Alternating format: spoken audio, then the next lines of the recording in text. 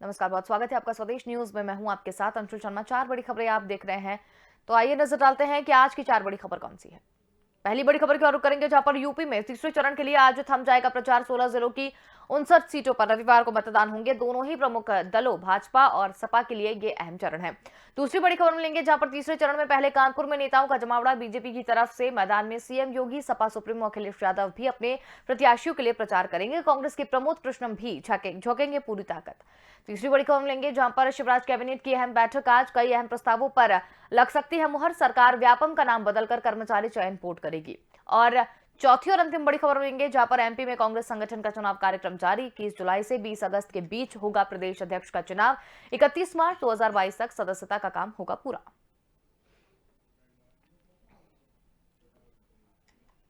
चलेंगे पहली बड़ी खबर की ओर रुख करेंगे, जहां पर यूपी में तीसरे चरण के लिए शुक्रवार को प्रचार थम जाएगा। इसके चरण में 16 जिलों की 59 सीटों पर 20 फरवरी को वोट डाले जाएंगे। दोनों ही प्रमुख दलों भाजपा सपा के लिए ये चरण अहम माना जा रहा है। और इस चरण में कई ऐसे जिले हैं जो कभी समाजवादी पार्टी का गढ़ माना जाता था, लेकिन पिछले चुनाव में भाजपा ने यहां भी जबरदस्त सेंधमारी की थी और 59 में से 49 सीटें जीती थी। सपा कांग्रेस गठबंधन को 9 सीटें मिली थी और सपा के लिए चुनौती अपने गढ़ को दोबारा पाने की है। वहीं भाजपा के लिए चुनौती अपना पिछला रिकॉर्ड दोहराने वाली है। मुख्य निर्वाचन अधिकारी ने बताया कि इस चरण में 16 जिलों में 59 सीटों पर रविवार को मतदान होगा। यहां पर शुक्रवार शाम 6 बजे चुनाव प्रचार पर रोक लगा दी जाएगी। और इस चरण में हाथरस, फिरोजाबाद, एटा, इटावा, मैनपुरी, कासगंज, फर्रुखाबाद, कन्नौज, औरैया, कानपुर देहात, कानपुर नगर, जालौन जिला, झांसी, ललितपुर, हमीरपुर और महोबा में चुनाव होने हैं।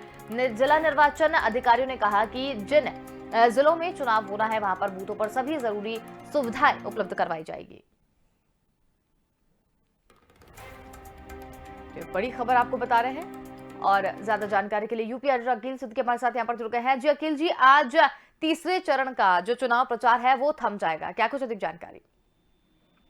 सुन देखिए, जो तीसरे चरण का मतदान होना उसमें 16 जिले हैं। अब 59 सीटें हैं, यानी 59 विधानसभा सीटें जो है उसमें आज शाम प्रचार प्रसार थम जाएगा। हालांकि अगर इसकी बात करें, इसका इतिहास रहा कि देखिए फिरोजाबाद, एटा, इटावा, मैनपुरी, कासगंज, फर्रुखाबाद, कन्नौज, औरैया, कानपुर देहात, कानपुर नगर, जालौन, झांसी, ललितपुर, हमीरपुर और महोबा ये जिले शामिल है जिसमें चुनाव और मतदान होने हैं। हालांकि चुनाव में पूरी तैयारी कर ली है, पुलिस प्रशासन की पूरी तैयारी हो गई है। जहां पर सीसीटीवी बूथ है वहां पर भी अतिरिक्त फोर्स लगाए गए हैं। ड्रोन से भी उनके निगरानी की जाएगी। चुनाव आयोग यहाँ पर लाइव टेलीकास्ट देखेगा, ब्रॉडकास्टिंग से निगरान रखेगा। हालांकि तमाम चीजों की जो प्रशासन की जिम्मेदारी है चुनाव आयोग की है उसकी पूरी कर ली गई है। अब बात करते हैं एटा, इटावा, फिरोजाबाद, मैनपुरी, कासगंज, फर्रुखाबाद, कन्नौज, औरैया। ये वो जिले हैं जहां पर समाजवादी पार्टी का गढ़ माना जाता है, उनका किला है पूरा। इसमें कहीं ना कहीं उसके बाद कानपुर देहात, कानपुर नगर, जालौन, झांसी, ललितपुर, हमीरपुर, महोबा भी है। झांसी की बात करें तो तीनों सीटें भारतीय जनता पार्टी के पास है। जालौन में भी तीनों सीटें भाजपा के पास है। कानपुर नगर की सीटों में आधा भाजपा के पास है, बाकी समाजवादी पार्टी के पास है। कानपुर देहात में भी यही हाल है। तो और बाकी हमीरपुर, महोबा, ललितपुर में भी भाजपा के पास है। तो यहाँ पर जो लड़ाई है वो Samajwadi party versus Bharatiya Janata party है। अब समाजवादी पार्टी के लिए भी चुनौतीपूर्ण है ये चुनाव और भारतीय जनता पार्टी के लिए भी है, क्योंकि यहाँ पर जबरदस्त सेंधमारी की जा रही है और 64 सीटों में 49 सीटें जीती थी भारतीय जनता पार्टी ने। अब समाजवादी कांग्रेस गठबंधन को 9 सीटें मिली थी जब चुनाव था। सपा के लिए चुनौती अपना गढ़ है, क्योंकि इनका ये पूरा मैनपुरी जो इलाका है, मैनपुरी, फर्रुखाबाद, कासगंज, एटा, इटावा, फिरोजाबाद, ये तमाम जो जिले हैं, विधानसभा है, ये इसमें समाजवादी पार्टी अपना घर मानती है। हालांकि मोदी लहर के बाद देखा जाए तो इसमें सबसे ज्यादा सीटें भारतीय जनता पार्टी के पास गई। यहाँ पर गठबंधन के पास 9 थी, सीटें समाजवादी पार्टी के पास भी आई। तो ऐसे में ये चुनाव अब कहीं ना कहीं पूरी ताकत अखिलेश यादव मैनपुरी से खुद लड़ रहे कर सीट से, क्योंकि उनको पता है कि यहाँ पर वोट बैंक यादव मुस्लिम दलित वोट बैंक ज्यादा है। ऐसे में पिछड़ा वोट बैंक लेने के लिए बघेल को उतारा गया, बघेल वोट ज्यादा है तो बघेल को वहां पे उतारा गया अखिलेश यादव के सामने। तो अब अखिलेश यादव का ये मतदान अखिलेश यादव का भी है, समाजवादी पार्टी का भी है और भारतीय जनता पार्टी का भी है। तो ये दोनों दल जो है वो अपने सामने यहाँ पर है। हालांकि जो इन पूरे 59 जिलों में अगर बात करें विधानसभाओं में, तो सबसे ज्यादा ताकत प्रदेश के प्रधानमंत्री खुद नरेंद्र मोदी, अमित शाह, मुख्यमंत्री और इसके साथ अखिलेश यादव, ये तमाम लोगों ने बहुत ताकत यहाँ पर झोंकी है। और कल मुझे ये भी जानकारी, कल शाम तक सभी बड़े दिग्गज नेता यहाँ पर इन जिलों में रहे हैं, विधानसभाओं में अपने प्रचार प्रसार करते नजर आए। हालांकि झांसी में 2 दिवसीय कार्यक्रम बना के मुख्यमंत्री वहां पर प्रवास भी किए, बूथ घर घर डोर टू डोर जाए। तो ऐसे में माना जा रहा है कि एक तो बुंदेलखंड का, ये पूरी तरीके से बुंदेलखंड का द्वार माना जाता है, और दूसरी तरफ मैनपुरी, इटावा, झांसी, फर्रुखाबाद, तो ये तमाम जो जिले हैं इस पे 62 सीटों पे मतदान होना है 20 तारीख को। आज शाम 6 बजे तक इसमें जो शोर शराबा है वो शांत हो जाएगा। घर डोर टू डोर लोग जाकर प्रत्याशी कन्विंस करेंगे। हालांकि पार्टी के साथ साथ चुनाव आयोग ने इस मतदान को शांतिपूर्वक ढंग से संपन्न कराने के लिए प्रशासन ने पूरी जिम्मेदारी से अपनी कहीं न कहीं एक रूपरेखा बनाई है। जहां जहां भी सेंसिटिव जो बूथे हैं उन पर भी अतिरिक्त पोस्ट लगाकर निगरानी, ड्रोन से निगरानी भी चुनाव आयोग करता नजर आएगा। अखिल जी, एक बड़ी बात जो है वो यहाँ पर ये देखने को मिल रही है कि तीसरे चरण का जो चुनाव है वहां पर कई जिले ऐसे हैं जो सपा का गढ़ माने जाते हैं, और पिछली बार वहां पर भी बढ़त हासिल की थी और एक तरफा जो जीत बीजेपी ने हासिल की थी, लेकिन इस बार जो चुनौती है वो सपा को अपना गढ़ वापस लेने की सबसे ज्यादा मानी जा रही है। निश्चित तौर पर मानी जाएगी, क्योंकि अखिलेश यादव तो खुद को वहां पे लड़ाई लड़ रहे हैं, चुनाव लड़ रहे हैं। ऐसे में मैनपुरी, इटावा, फर्रुखाबाद, ये तमाम जो कन्नौज जो समाजवादी पार्टी का गढ़ है, अब उस गढ़ को बचाना है। क्योंकि अगर इस लहर में अगर सीटें वहां से भारतीय जनता पार्टी निकालती है तो जाहिर सी बात है 2024 में समाजवादी पार्टी के लिए मुश्किल होगी। और अपने गढ़ में अगर कमजोर कोई होता है तो निश्चित तौर पर पार्टी के राष्ट्रीय अध्यक्ष भी वहां से चुनाव लड़ रहे हैं, उसकी कमजोरी कहीं न कहीं पूरे प्रदेश में होगी। तो ऐसे में पूरी ताकत समाजवादी पार्टी ने यहाँ लगाई है अपना किला बचाने के लिए। हालांकि भारतीय जनता पार्टी के पीछे नहीं पूरा, देखिए अमित शाह से लेकर प्रधानमंत्री और मुख्यमंत्री खुद वहां पर डोर टू डोर कन्वेंस करते नजर आए और कई जनसभाएं करते नजर आए। तो ऐसे में यहाँ की अगर और भी माने कि कांग्रेस से गठबंधन करने के बाद 9 सीट समाजवादी पार्टी के पास आई, प्रियंका गांधी भी पीछे नहीं है। प्रियंका गांधी ने भी ताबड़तोड़ यहाँ पर रैलियां की हैं, रोड शो किए हैं। इसके अलावा मायावती अकेले चुनाव प्रचार करती नजर आई। तो सभी जो पार्टियां हैं, बीजेपी और समाजवादी पार्टी के साथ साथ कांग्रेस और बसपा भी यहाँ पर अपने प्रत्याशियों के लिए वोट मांगते नजर आए। तो पूरी ताकत सभी दलों ने लगाया। देखना होगा कि चुनाव का नतीजा क्या होता है।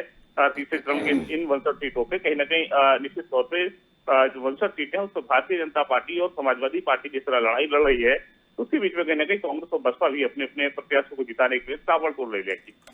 चलिए अखिल जी, बहुत धन्यवाद हमारे साथ में जुड़ने के लिए और तमाम जानकारी हमारे साथ साझा करने के लिए। बड़ी खबर आपको बता रहे हैं, जहां पर आज थमेगा तीसरे चरण का प्रचार प्रसार। सपा कांग्रेस गठबंधन को 9 सीटें पिछली बार मिली थी और उसके साथ ही सपा के लिए चुनौती अपने गढ़ में दोबारा जगह बनाने की।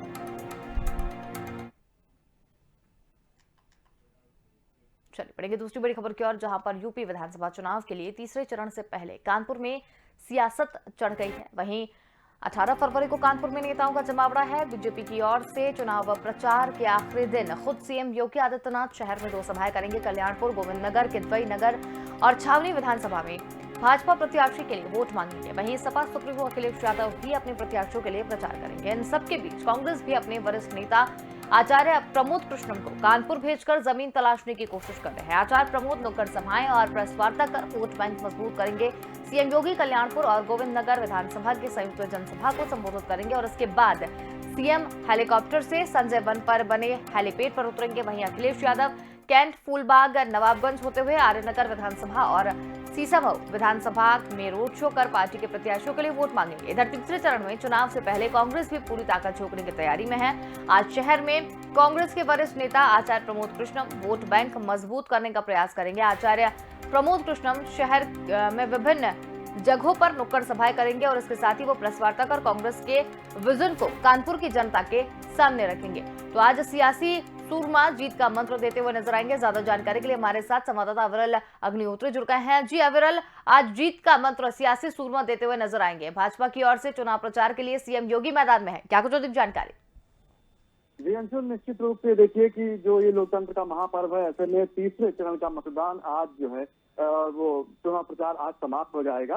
मैं आपको बता दूं कि कानपुर में इस समय सियासी गर्मी बहुत ज्यादा बढ़ी हुई है। अखिलेश यादव की बात करें, समाजवादी पार्टी की बात करें, मुख्यमंत्री योगी आदित्यनाथ की बात करें या फिर कांग्रेस की बात करें, तीनों ही दल जो है पूरी तरीके से आज कानपुर में अपनी अपनी दम लगा कर रखेंगे कि अपनी तरफ किस तरीके से वोटर को लुभाया जाए और अपनी योजनाएं बताते हुए नजर आएंगे। बात करें अगर मुख्यमंत्री योगी आदित्यनाथ की, तो साफ तौर पर उन्होंने 5 साल में जो काम किए हैं उनके बारे में, उनकी योजनाओं के बारे में सारे तौर पर, पूरे तौर पर ये बताते हुए नजर आएंगे कि किस तरीके से उन्होंने सुशासन पर काम किया है, सबका साथ सबका विकास पर काम किया है, और जो भी योजनाएं आई हैं उस सभी को समान रूप से दी गई हैं। किसी तरीके की कोई तुष्टीकरण की राजनीति नहीं की है। ऐसी लगातार बातें सीएम योगी आदित्यनाथ जनता को बताते रहते हैं अपनी रैलियों में, अपनी रैलियों के संबोधन में जनता को ये चीजें बताते रहते हैं। वहीं दूसरी तरफ अगर देखा जाए तो अखिलेश यादव की बात करें तो अखिलेश यादव भी अपनी जनसभाएं कर रहे हैं। उनका विजय रथ यात्रा जो है वो लगातार चलता हुआ नजर आ रहा है। कानपुर में आज ये कई जगह पर से सारी चीजें रहेंगी। दूसरी चीज ये है कि किसानों के ऊपर भी फोकस किया है समाजवादी पार्टी ने। अगर बात करें तो 300 यूनिट बिजली फ्री के ऊपर भी बात की हुई है समाजवादी पार्टी के प्रमुख अखिलेश यादव ने। उन्होंने साफ तौर पर कहा है कि अगर हमारी सरकार बनती है तो हम विकास को नए जो है ऊंचाइयों शिखर तक लेकर जाएंगे, उत्तर प्रदेश को एक उत्तम प्रदेश बनाएंगे।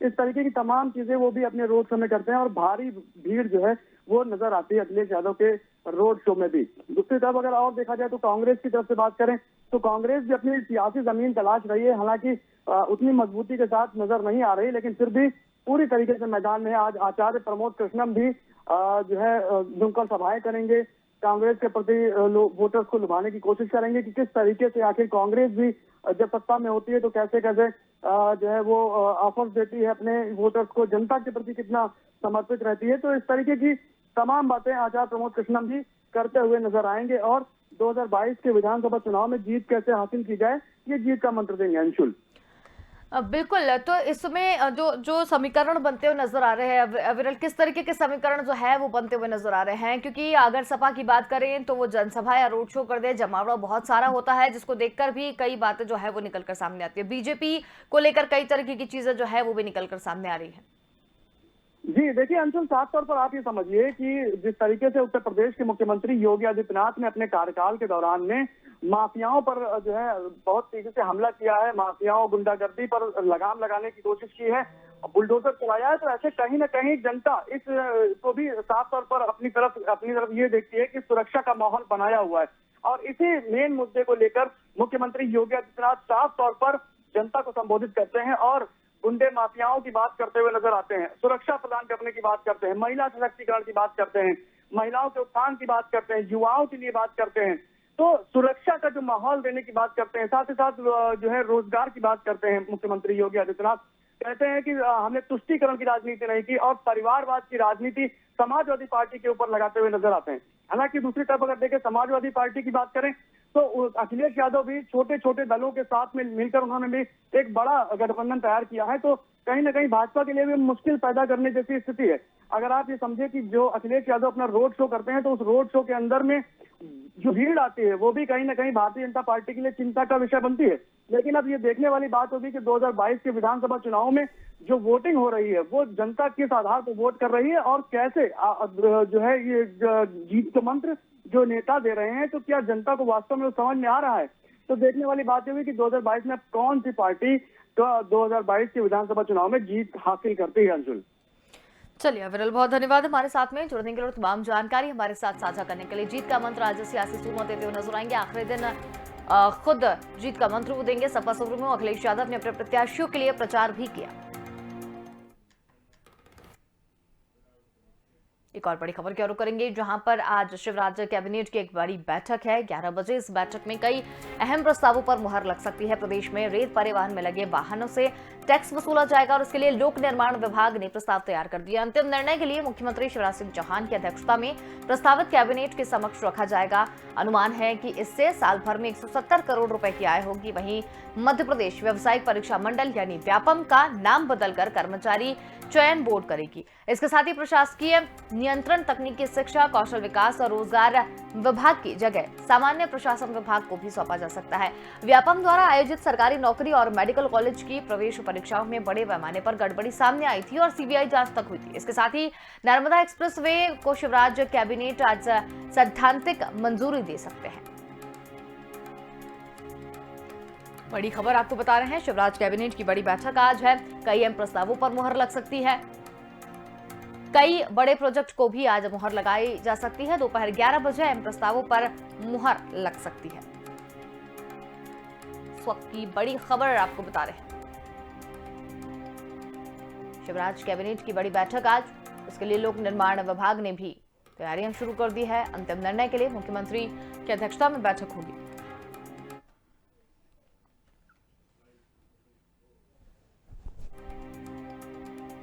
और ज्यादा जानकारी के लिए संवाददाता विवेक राणा हमारे साथ जुड़ गए हैं। जी विवेक, आज शिवराज कैबिनेट की एक अहम बैठक है और ये भी कहा जा रहा है कि कई प्रस्तावों पर मुहर लग सकती है, क्या कुछ अधिक जानकारी?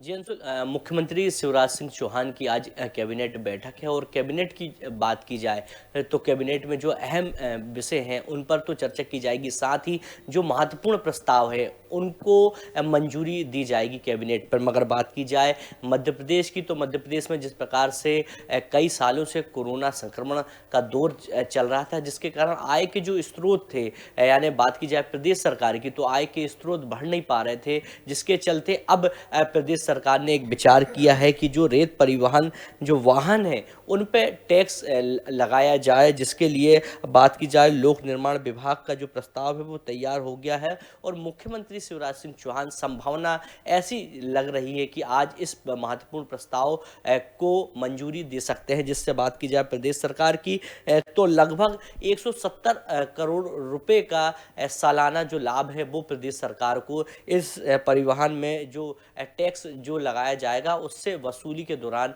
प्रदेश सरकार को लाभ होगा। मगर बात करें पूरे परिवहन विभाग की, तो लगातार परिवहन विभाग में जिस प्रकार से जो काम चल रहे हैं उसको लेके भी मुख्यमंत्री शिवराज सिंह चौहान चर्चा करते नजर आ सकते हैं। वहीं बात करें मध्य प्रदेश की, तो जिस प्रकार से मध्य प्रदेश में लगातार जो व्यापम का जो मुद्दा उठा था, और बात की जाए व्यापम घोटाले की, जिसकी जो जांच है वो सीबीआई कर रही है, जिसके चलते प्रदेश सरकार एक बड़ा निर्णय ले सकती है। आज की जो व्यापम का जो नाम है वो कर्मचारी चयन बोर्ड के नाम पर रखा जा सकता है। और बात की जाए भर्ती की, तो प्रशासनिक नियंत्रण, तकनीकी शिक्षा, कौशल विकास एवं रोजगार विभाग की जगह सामान्य प्रशासन विभाग को इसकी जो जवाबदारी अंशुल वो सौंपी जा सकती है। और वहीं बात की जाए नर्मदा एक्सप्रेस की, तो मुख्यमंत्री शिवराज सिंह चौहान भी सैद्धांतिक जो मंजूरी है जो देना चाहिए, तो संभावना लग रही कि मुख्यमंत्री आज इन जो महत्वपूर्ण प्रस्ताव हैं उनको तो मंजूरी दे सकते हैं। साथ ही